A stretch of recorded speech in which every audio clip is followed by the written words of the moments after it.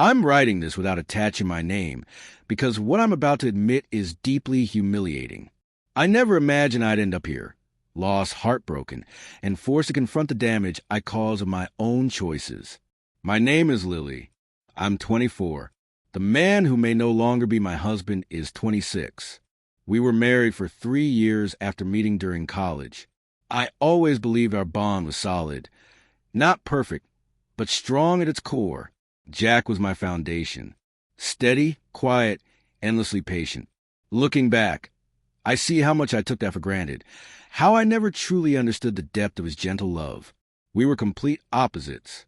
Jack was an introvert who found joy in quiet nights, books, and documentaries. I was the loud one, the social spark in every setting. But Jack never once tried to dim me. He showed up to every wild party, every noisy event, even when I knew it exhausted him. He did it just to see me happy. He never voiced a complaint.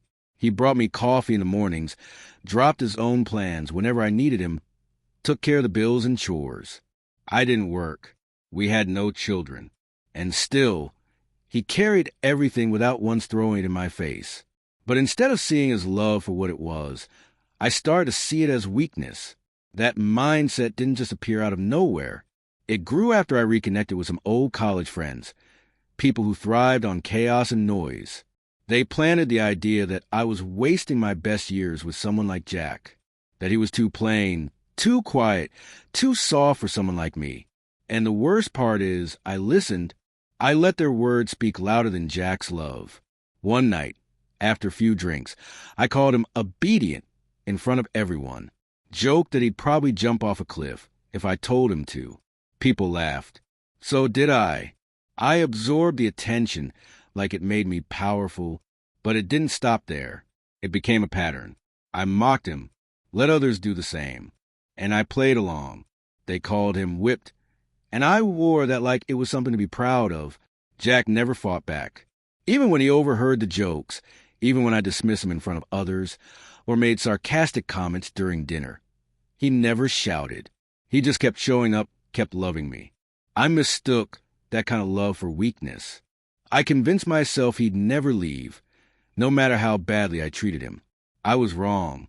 The moment everything broke happened at a neighborhood barbecue.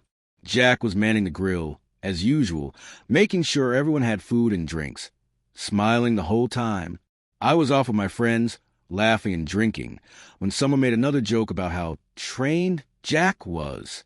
I added to it, called him spineless, said he was basically housebroken. People laughed until they didn't.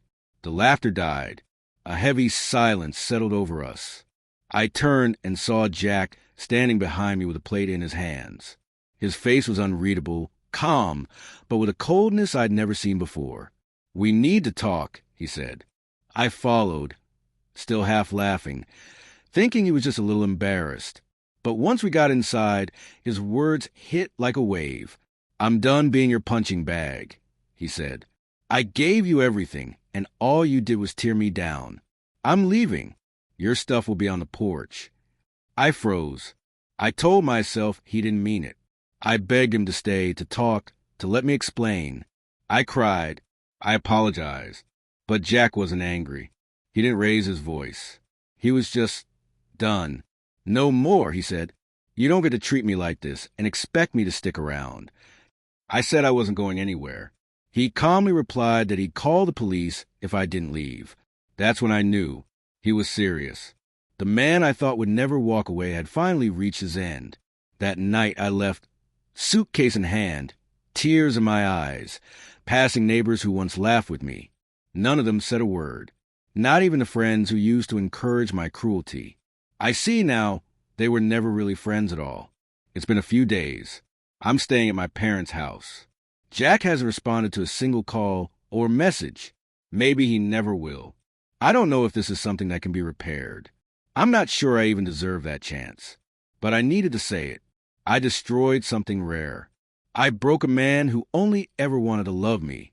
I chose shallow attention over lasting love.